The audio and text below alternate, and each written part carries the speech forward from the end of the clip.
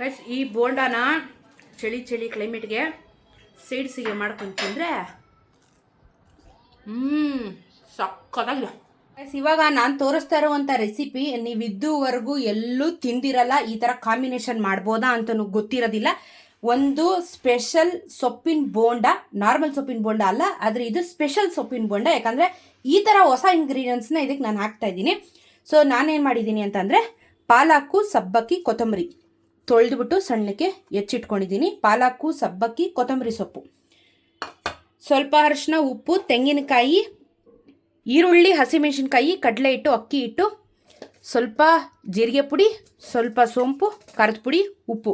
Special ಏನು ಅಂತ ಹೇಳಿದ್ರೆ ಇದೆ, ಆಲೂಗಡ್ಡೆ ತುರಿದಿದ್ದೀನಿ, ಶುಂಠಿ ತುರಿದಿದ್ದೀನಿ, ಬಿಳಿ ಎಳ್ಳನ್ನ ಇಟ್ಕೊಂಡಿದ್ದೀನಿ. ಸೊ ಸ್ಪೆಷಲ್ ಹೈಲೈಟು ಇದೇನೆ.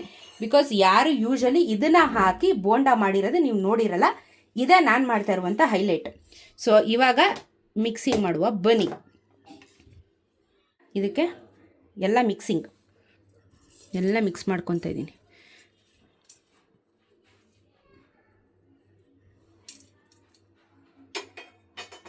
ಹಸಿಮೆಣಸಿನ್ಕಾಯಿ, ಈರುಳ್ಳಿ, ನಾನು ಏನೇನು ತೊಗೊಂಡಿದ್ದೀನಿ ಎಲ್ಲನೂ.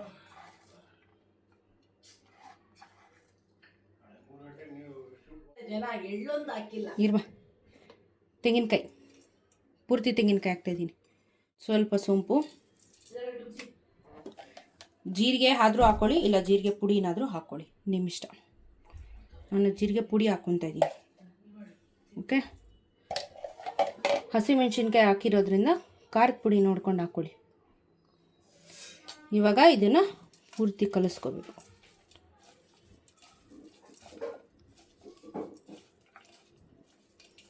ಏನೋ ಹೊಸ ಎಕ್ಸ್ಪೆರಿಮೆಂಟ್ನ ನಾನು ನಮ್ಮ ಅಪ್ಪ ಅಮ್ಮನ ಮೇಲೆ ಮಾಡ್ತಾಯಿದ್ದೀನಿ.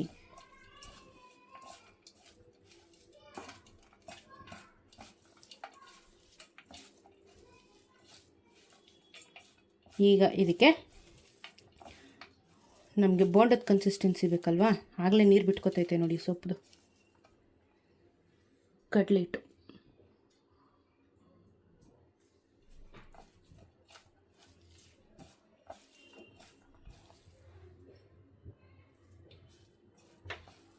ಸ್ವಲ್ಪ ಅಕ್ಕಿ ಹಿಟ್ಟು.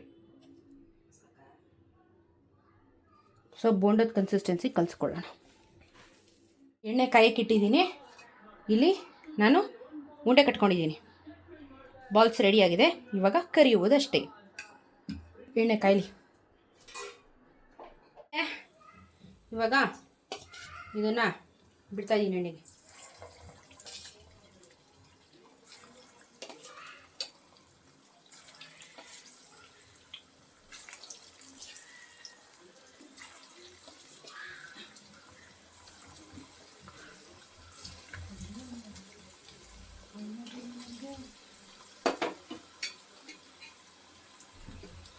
ನಿಧಾನಕ್ಕೆ ಬೇಲಿ.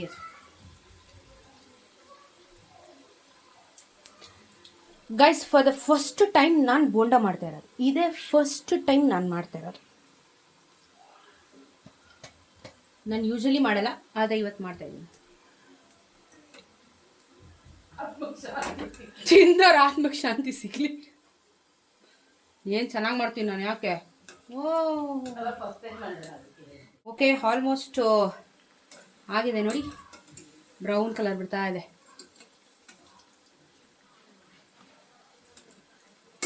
ಫುಲ್ ಅದು ಗೋಲ್ಡನ್ ಬ್ರೌನ್ ಆಗೋವರೆಗೂ ಚೆನ್ನಾಗಿ ಬೇಯ್ಲಿ. Looking very nice guys. ಆಯಿತು, ಇವಾಗ ಇದು ತೆಗಿತಾ ಇದ್ದೀನಿ. ರೆಡಿ. ಎಷ್ಟು ಚೆನ್ನಾಗಾಯ್ತು ನೋಡಿ ಕಲರ್.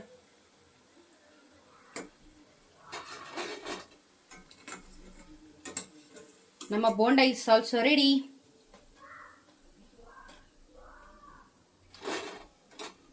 ಇನ್ನೊಂಚೂರಿದೆ, ಅದನ್ನು ಹಾಕ್ಬಿಟ್ಟು ಬ್ಯಾಟಿಂಗ್ ಮಾಡೋಣ.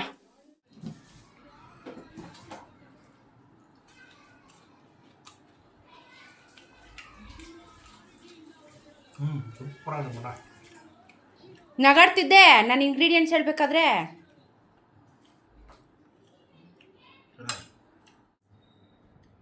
ಬೋಂಡ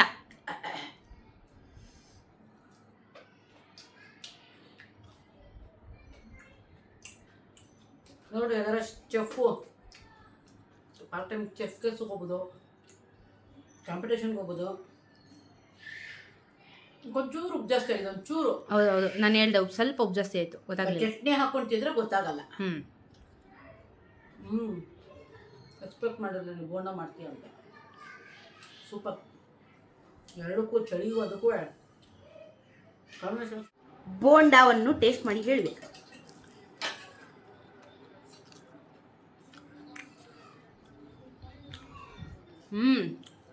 ಸಕ್ಕ ಡಿಫ್ರೆಂಟ್ ಆಗಿದೆ, ಸ್ವಲ್ಪ ಉಪ್ಪು ಜಾಸ್ತಿ ಆಗಿದೆ.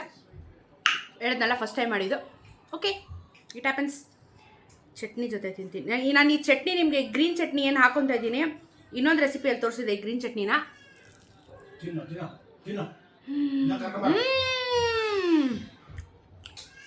ಚಟ್ನಿ ಹಾಕೊಂಡು ತಿಂತಾ ಇದ್ರೆ ಸೂಪರ್ ಆಗಿದೆ.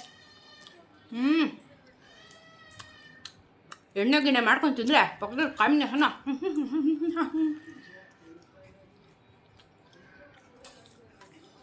I like it guys. ಸಕ್ಕತ್ತಾಗಿದೆ ಬಿಡ. Super yummy. ಟ್ರೈ ಮಾಡಿ. ಆಗ ನಾನು ಬೇರೆ ದೇಶಕ್ಕೆ ಹೋಗಿ ಅಡುಗೆ ಮಾಡು ಅಂತ ಹೇಳ್ತಾ ಇದೀಯ ನನಗೆ ನೀನು.